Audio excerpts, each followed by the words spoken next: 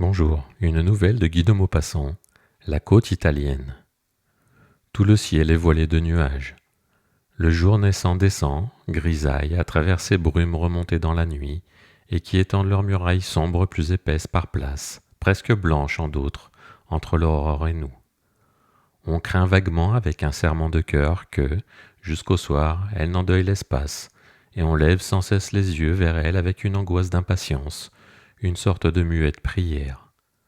Mais on devine au traînées claires qui séparent leurs masses plus opaques que l'astre au-dessus d'elles illumine le ciel bleu et leur neigeuse surface. On espère, on attend. Peu à peu elles pâlissent, s'amincissent, semblent fondre. On sent que le soleil les brûle, les ronge, les écrase de toutes ses ardeurs, et que l'immense plafond de nuée, trop faible, cède, plie, se fend et craque sous une énorme pesée de lumière. Un point s'allume au milieu d'elle, une lueur y brille. Une brèche est faite, un rayon glisse, oblique et long, et tombe en s'élargissant. On dirait que le feu prend à ce trou du ciel. C'est une bouche qui s'ouvre, grandit, s'embrase, avec des lèvres incendiées, et crache sur les flots une cascade de clarté dorée. Alors, en mille endroits en même temps, la voûte des ombres se brise, s'effondre, laisse par mille plaies passer des flèches brillantes qui se répandent en pluie sur l'eau, en semant par l'horizon la radieuse gaieté du soleil. L'air est rafraîchi par la nuit. Un frisson de vent, rien qu'un frisson, caresse la mer, fait à peine frémir en la chatouillant sa peau bleue et moirée. Devant nous, sur un cône rocheux, large et haut qui semble sortir des flots et s'appuie contre la côte, grimpe une ville pointue, peinte en rose par les hommes, comme l'horizon par l'aurore victorieuse. Quelques maisons bleues y font des taches charmantes. On dirait le séjour choisi par une princesse des mille et une nuits. C'est Port-Maurice. Quand on l'a vu ainsi, il n'y faut point aborder. J'y suis descendu pourtant. Dedans, une ruine. Les maisons semblent émiettées le long des rues. Tout un côté de la cité, écroulé vers la rive, peut-être à la suite du tremblement de terre, étage du haut en bas du rocher qui les porte, des murs écrêtés et fendus, des moitiés de vieilles demeures plâtreuses, ouvertes au vent du large. Et la peinture, si jolie de loin, quand elle s'harmonisait avec le jour naissant, n'est plus sur ces débris, sur ces taudis, qu'un affreux badigeonnage d'étain, terni par le soleil et lavé par les pluies. Et le long des ruelles, couloirs tortueux pleins de pierres et de poussière, une odeur flotte, innommable, mais explicable par le pied des murs. Si puissante, si tenace, si pénétrante, que je retourne à bord du yacht, les yeux salis et le cœur soulevé. Cette ville pourtant est un chef-lieu de province. On dirait, en mettant le pied sur cette terre italienne, un drapeau de misère. En face, de l'autre côté du même golfe, Oneglia, très sale aussi, très puante, bien que d'aspect moins sinistrement pauvre et plus vivant. Sous la porte cochère du collège royal, ouverte à deux battants en séjour de vacances, une vieille femme rapièce un matelas sordide. Nous entrons dans le port de Savone. Un groupe d'immenses cheminées d'usines et de fonderies, qu'alimentent chaque jour 4 ou 5 grands vapeurs anglais chargés de charbon, projettent dans le ciel, par leurs bouches géantes, des vomissements tortueux de fumée, retombés aussitôt sur la ville en une pluie noire de suie, que la brise déplace de quartier en quartier comme une neige d'enfer. N'allez point dans ce port, canotiers caboteurs qui aimez garder sans tache les voiles blanches de vos petits navires. Savone est gentille pourtant, bien italienne, avec des rues étroites pleines de marchands agités, de fruits étalés par terre, de tomates écarlates, de courges rondes, de raisins noirs ou jaunes et transparents comme s'ils avaient bu de la lumière, de salades vertes épluchées à la hâte et dont les feuilles semées à foison sur les pavés ont l'air d'un envahissement de la ville par les jardins. En revenant à bord du yacht, j'aperçois tout à coup, le long du quai, dans une balancelle napolitaine, sur une immense table tenant tout le pont, quelque chose d'étrange comme un festin d'assassins. Sanglant, d'un rouge de meurtre, couvrant le bateau entier d'une couleur et au premier coup d'œil d'une émotion de tuerie, de massacre, de viande déchiquetée, s'étale devant 30 matelots aux figures brunes, 60 ou 100 quartiers de pastèques pourpres éventrés. On dirait que ces hommes joyeux mangent à pleines dents de la bête saignante comme les fauves dans les cages. C'est une fête. On a invité les équipages voisins, on est content. Les bonnets rouges sur les têtes sont moins rouges que la chair du fruit. Quand la nuit fut tout à fait tombée, je retournai dans la ville. Un bruit de musique m'attirant me la fit traverser tout entière. Je trouvai une avenue que suivaient par groupes la bourgeoisie et le peuple, lentement, allant vers ce concert du soir que lui donne 2 ou 3 fois par semaine l'orchestre municipal. Ces orchestres, sur cette terre musicienne, valent, même dans les petites villes, ceux de nos bons théâtres. Je me rappelais celui que j'avais entendu du pont de mon bateau l'autre nuit, et dont le souvenir me restait comme celui d'une des plus douces caresses qu'une sensation m'ait jamais donnée.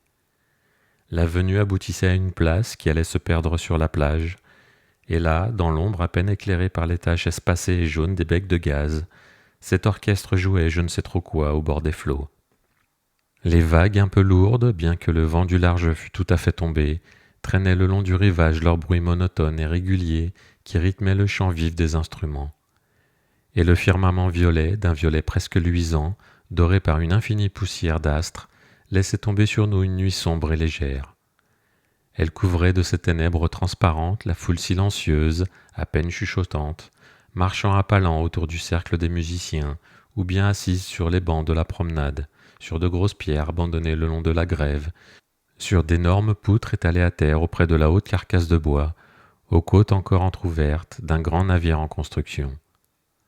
Je ne sais pas si les femmes de Savone sont jolies, mais je sais qu'elles se promènent presque toutes nu-tête le soir et qu'elles ont tout un éventail à la main. C'était charmant, ce muet battement d'ailes prisonnières, d'ailes blanches, tachetées au noir, entrevues, frémissantes comme de gros papillons de nuit tenus entre des doigts. On retrouvait à chaque femme rencontrée, dans chaque groupe errant ou reposé, ce volettement captif, ce vague effort pour s'envoler des feuilles balancées qui semblaient rafraîchir l'air du soir, y mêler quelque chose de coquet, de féminin, de doux à respirer pour une poitrine d'homme. Et voilà qu'au milieu de cette palpitation d'éventail, et de toutes ces chevelures nues autour de moi, je me mis à rêver niaisement comme en des souvenirs de contes de fées, comme je faisais au collège, dans le dortoir glacé avant de m'endormir, en songeant aux romans dévorés en cachette sous le couvercle du pupitre. Parfois, ainsi, au fond de mon cœur vieilli, empoisonné d'incrédulité, se réveille pendant quelques instants mon petit cœur naïf de jeune garçon. Une des plus belles choses qu'on puisse voir au monde, Gênes, de la haute mer. Au fond du golfe, la ville se soulève comme si elle sortait des flots, au pied de la montagne. Le long des 2 côtes qui s'arrondissent autour d'elle pour l'enfermer, la protéger, la caresser, dirait-on. 15 petites cités, des voisines, des vassales, des servantes, reflètent et baignent dans l'eau leurs maisons claires. Ce sont à gauche de leurs grandes patronnes, Cogoletto, Arenzano, Voltri, Pra, Pegli, Sestri Ponente, San Piedarena, et à droite, Sturla, Quarto, Quinto, Nervi, Bugliasco, Sori, Recco, Camogli, dernière tache blanche sur le cap Portofino qui ferme le golfe au sud-est. Gênes, au-dessus de son port immense, se dresse sur les premiers mamelons des Alpes, qui s'élèvent par derrière, courbés et s'allongeant en une muraille géante. Sur le môle, une tour très haute et carrée, le phare appelé la lanterne, à l'air d'une chandelle démesurée. On pénètre dans l'avant-port, énorme bassin admirablement abrité, où circule, cherchant pratique, une flotte de remorqueurs, puis, après avoir contourné la jetée est, c'est le port lui-même, plein d'un peuple de navires, de ces jolis navires du Midi et de l'Orient, aux nuances charmantes, tartanes, balancelles, mahone, peints, voilés et matés avec une fantaisie imprévue, porteurs de madones bleues et dorées, de saints debout sur la proue et d'animaux bizarres qui sont aussi des protecteurs sacrés. Toute cette flotte, à bonne vierge et à talisman, est alignée le long des quais, tournant vers le centre des bassins, ses nez inégaux et pointus. Puis apparaissent, classés par compagnie, de puissants vapeurs en fer, étroits et hauts, avec des formes colossales et fines. Il y a encore au milieu de ces pèlerins de la mer des navires tout blancs, de grands 3-mâts ou des briques, vêtus comme les Arabes d'une robe éclatante sur qui glisse le soleil. Si rien n'est plus joli que l'entrée de ce port, rien n'est plus sale que l'entrée de cette ville. Le boulevard du quai est un marais d'ordures, et les rues étroites, originales, enfermées comme des corridors entre 2 lignes tortueuses de maisons démesurément hautes, soulèvent incessamment le cœur par leurs pestilentielles émanations. On éprouve à Gênes ce qu'on éprouve à Florence et encore à Venise, l'impression d'une très aristocrate cité tombée au pouvoir d'une populace. Ici surgit la pensée des rudes seigneurs qui se battaient ou trafiquaient sur la mer, puis, avec l'argent de leur conquête, de leur capture ou de leur commerce, se faisaient construire les étonnants palais de marbre dont les rues principales sont encore bordées.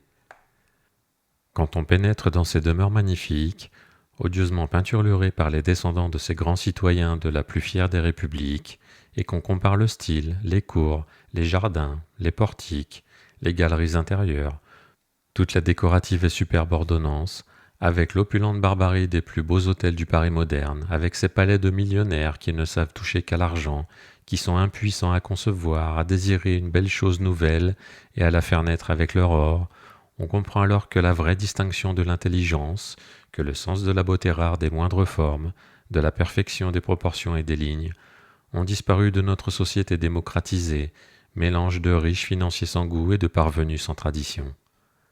C'est même une observation curieuse à faire, celle de la banalité de l'hôtel moderne. Entrez dans les vieux palais de Gênes, vous y verrez une succession de cours d'honneur à galeries et à colonnades et d'escaliers de marbre incroyablement beaux, tous différemment dessinés et conçus par de vrais artistes, pour des hommes au regard instruit et difficile. Entrez dans les anciens châteaux de France, vous y trouverez les mêmes efforts vers l'incessante rénovation du style et de l'ornement. Entrez ensuite dans les plus riches demeures du Paris actuel, vous y admirerez de curieux objets anciens, soigneusement catalogués, étiquetés, exposés sous verre suivant leur valeur connue, cotés, affirmés par des experts. Mais pas une fois vous ne resterez surpris par l'originale et neuve invention des différentes parties de la demeure elle-même. L'architecte est chargé de construire une belle maison de plusieurs millions et touche 5 ou 10% sur les dépenses, selon la quantité de travail artiste qu'il doit introduire dans son plan. Le tapissier, à des conditions différentes, est chargé de la décorer. Comme ces industriels n'ignorent pas l'incompétence native de leurs clients et ne se hasarderaient point à leur proposer de l'inconnu, ils se contentent de recommencer à peu près ce qu'ils ont déjà fait pour d'autres. Quand on a visité dans Gênes ces antiques et nobles demeures, admiré quelques tableaux et surtout 3 merveilles de ce chef-d'œuvrier qu'on nomme Van Dyck, il ne reste plus à voir que le Campo Santo, cimetière moderne, musée de sculptures funèbres le plus bizarre, le plus surprenant, le plus macabre et le plus comique peut-être qui soit au monde. Tout le long d'un immense quadrilatère de galeries, cloître géant ouvert sur un préau que les tombes des pauvres couvrent d'une neige de plaques blanches, on défile devant une procession de bourgeois de marbre qui pleurent leur mort. Quel mystère! L'exécution de ces personnages atteste un métier remarquable, un vrai talent d'ouvrier d'art. La nature des robes, des vestes, des pantalons y apparaît par des procédés de facture stupéfiants. J'y vis une toilette de moire indiquée en cassure nette de l'étoffe d'une incroyable vraisemblance. Et rien n'est plus irrésistiblement grotesque, monstrueusement ordinaire, indignement commun que ces gens qui pleurent des parents aimés. À qui la faute? Au sculpteur qui n'a vu dans la physionomie de ces modèles que la vulgarité du bourgeois moderne, qui ne sait plus y trouver ce reflet supérieur d'humanité, entrevu si bien par les peintres flamands, quand ils exprimaient en maîtres artistes les types les plus populaires et les plus laids de leur race. Aux bourgeois peut-être que la basse civilisation démocratique a roulé comme le galet des mers en rongeant, en effaçant son caractère distinctif, et qui a perdu dans ce frottement les derniers signes d'originalité, dont jadis chaque classe sociale semblait dotée par la nature. Les Génois paraissent très fiers de ce musée surprenant qui désoriente le jugement. Depuis le port de Gênes jusqu'à la pointe de Portofino, c'est un chapelet de villes, un égrènement de maisons sur les plages, entre le bleu de la mer et le vert de la montagne. La brise du sud nous force à louvoyer.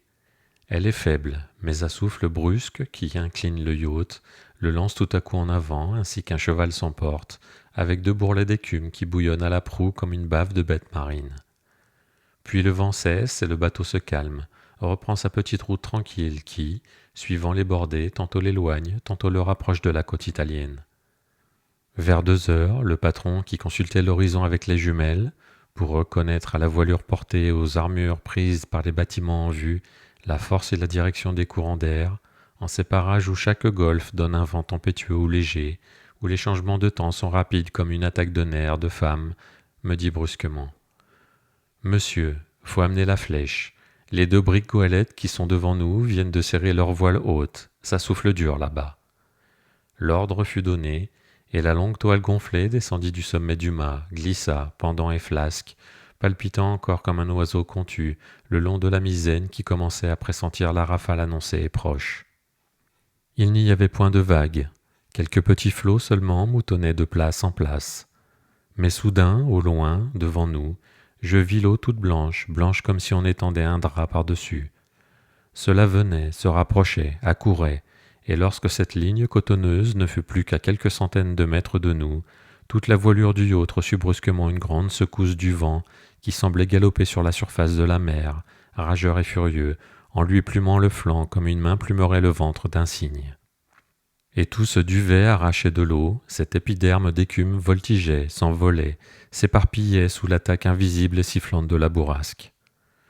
Nous aussi, couchés sur le côté, le bordage noyé dans le flot clapoteux qui montait sur le pont, les haubans tendus, la mâture craquant, nous partîmes d'une course affolée, gagnée par un vertige, par une furie de vitesse.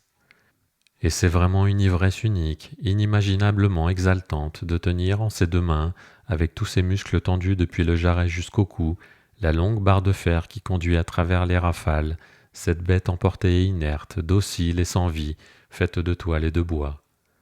Cette fureur de l'air ne dura guère que 3/4 d'heure, et tout à coup, lorsque la Méditerranée eut repris sa belle teinte bleue, il me sembla, tant l'atmosphère devint douce subitement, que l'humeur du ciel s'apaisait. C'était une colère tombée, la fin d'une matinée revêche, et le rire joyeux du soleil se répandit largement dans l'espace. Nous approchions du cap où j'aperçus, à l'extrémité, au pied de la côte escarpée, dans une trouée apparue sans accès, une église et 3 maisons. Qui demeure là, bon Dieu? Que peuvent faire ces gens? Comment communiquent-ils avec les autres vivants, sinon par un de ces 2 petits canaux tirés sur leur plage étroite? Voici la pointe doublée. La côte continue jusqu'à Porto Venere, à l'entrée du golfe de la Spezia. Toute cette partie du rivage italien est incomparablement séduisant. Dans une baie large et profonde, ouverte devant nous, on entrevoit Santa Margherita, puis Rapallo, Chiavari.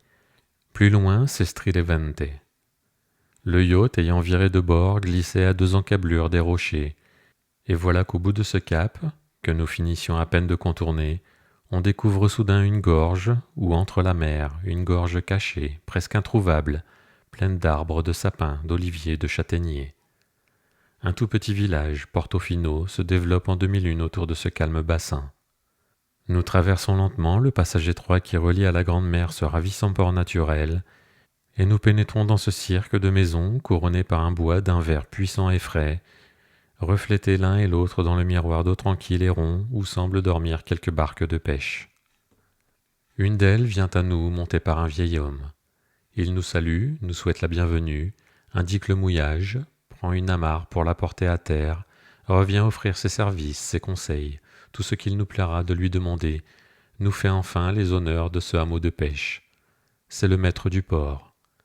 Jamais peut-être je n'ai senti une impression de béatitude comparable à celle de l'entrée dans cette crique verte, et un sentiment de repos, d'apaisement, d'arrêt de l'agitation vaine où se débat la vie, plus fort et plus soulageant que celui qui m'a saisi quand le bruit de l'ancre tombant eût dit à tout mon être ravi que nous étions fixés là. Depuis 8 jours je rame. Le yacht demeure immobile au milieu de la rade minuscule et tranquille. Et moi je vais rôder dans mon canot le long des côtes, dans les grottes où grogne la mer au fond de trous invisibles, et autour des îlots découpés et bizarres qu'elle mouille de baisers sans fin à chacun de ses soulèvements, et sur les écueils à fleur d'eau qui portent des crinières d'herbes marines. J'aime voir flotter sous moi, dans les ondulations de la vague insensible, ces longues plantes rouges ou vertes où se mêlent, où se cachent, où glissent les immenses familles à peine écloses de jeunes poissons. On dirait des semences d'aiguilles d'argent qui vivent et qui nagent. Quand je relève les yeux sur les rochers du rivage, j'y aperçois des groupes de gamins nus, au corps bruni, étonnés de ce rôdeur. Ils sont innombrables aussi, comme une autre progéniture de la mer, comme une tribu de jeunes tritons nés d'hier qui s'ébattent et grimpent aux rives de granit pour boire un peu de l'air de l'espace.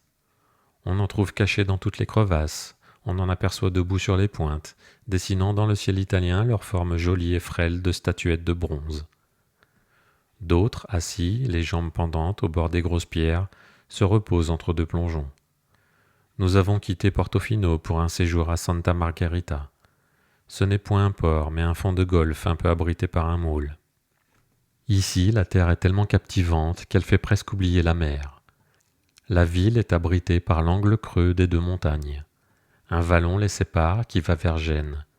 Sur ces deux côtes, d'innombrables petits chemins entre deux murs de pierre, hauts d'1 mètre environ, se croisent, montent et descendent, vont et viennent, étroits, pierreux, en ravins et en escaliers, et séparent d'innombrables champs ou plutôt des jardins d'oliviers, de figuiers, qu'enguirlandent des pampres rouges.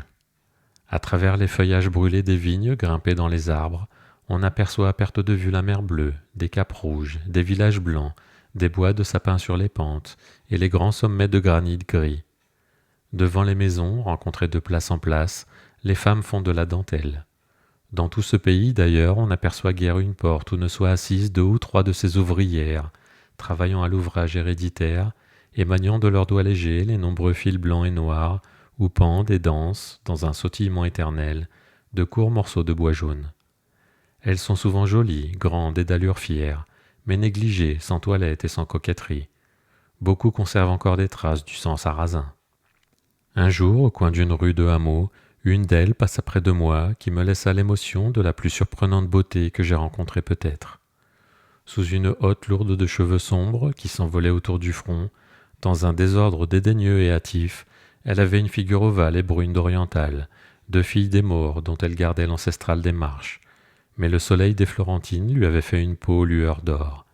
Les yeux, quels yeux, longs et d'un noir impénétrable, semblaient glisser une caresse sans regard entre des cils tellement pressés et grands que je n'en ai jamais vu de pareils. Et la chair autour de ses yeux s'assombrissait si étrangement que si on ne l'eût aperçue en pleine lumière, on eût soupçonné l'artifice des mondaines. Lorsqu'on rencontre, vêtus de haillons, des créatures semblables, que ne peut-on les saisir et les emporter, quand ce ne serait que pour les parer, leur dire qu'elles sont belles, et les admirer. Qu'importe qu'elles ne comprennent pas le mystère de notre exaltation, brutes comme toutes les idoles, ensorcelantes comme elles, faites seulement pour être aimées par des cœurs délirants et fêtées par des mots dignes de leur beauté. Si j'avais le choix cependant entre la plus belle des créatures vivantes et la femme peinte du Titien que 8 jours plus tard je revoyais dans la salle de la Tribune à Florence, je prendrais la femme peinte du Titien. Florence, qui m'appelle comme la ville où j'aurais le plus aimé vivre autrefois, qui a pour mes yeux et pour mon cœur un charme inexprimable, m'attire encore presque sensuellement par cette image de femme couchée, rêve prodigieux d'attrait charnel. Quand je songe à cette cité si pleine de merveilles qu'on rentre à la fin des jours courbaturé d'avoir vu comme un chasseur d'avoir marché, m'apparaît soudain lumineuse au milieu des souvenirs qui jaillissent, cette grande toile longue où se repose cette grande femme au geste impudique, nue et blonde, éveillée et calme.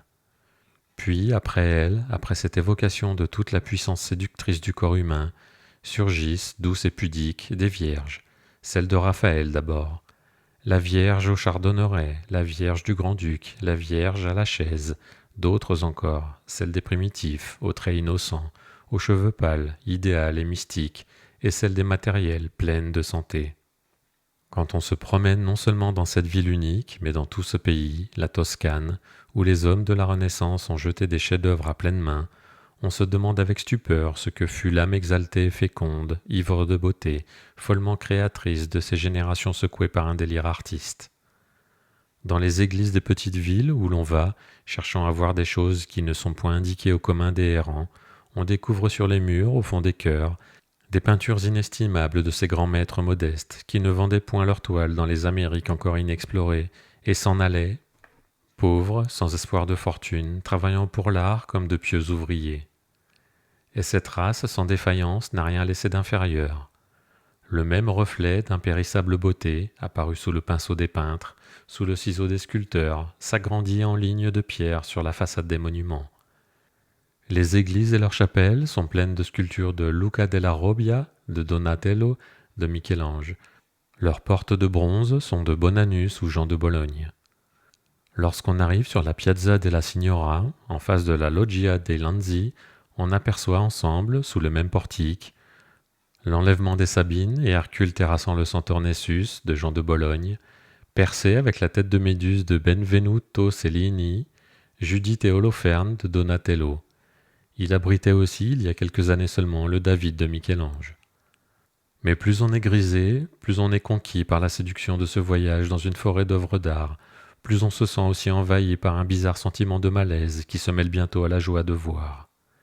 Il provient de l'étonnant contraste de la foule moderne si banale, si ignorante de ce qu'elle regarde avec les lieux qu'elle habite. On sent que l'âme délicate, hautaine et raffinée du vieux peuple disparu qui couvrit ce sol de chefs-d'œuvre, n'agite plus les têtes à chapeau rond couleur chocolat, n'anime point les yeux indifférents, n'exalte plus les désirs vulgaires de cette population sans rêve. En revenant vers la côte, je me suis arrêté dans Pise pour revoir aussi la place du Dôme. Qui pourra jamais expliquer le charme pénétrant et triste de certaines villes presque défuntes? Pise est une de celles-là. À peine entré dedans, on s'y sent à l'âme une langueur mélancolique, une envie impuissante de partir et de rester, une nonchalante envie de fuir et de goûter indéfiniment la douceur morne de son air, de son ciel, de ses maisons, de ces rues qu'habite la plus calme, la plus morne, la plus silencieuse des populations. La vie semble sortie d'elle comme la mer qui s'est éloignée, enterrant son port jadis souverain, étendant une plaine et faisant pousser une forêt entre la rive nouvelle et la ville abandonnée.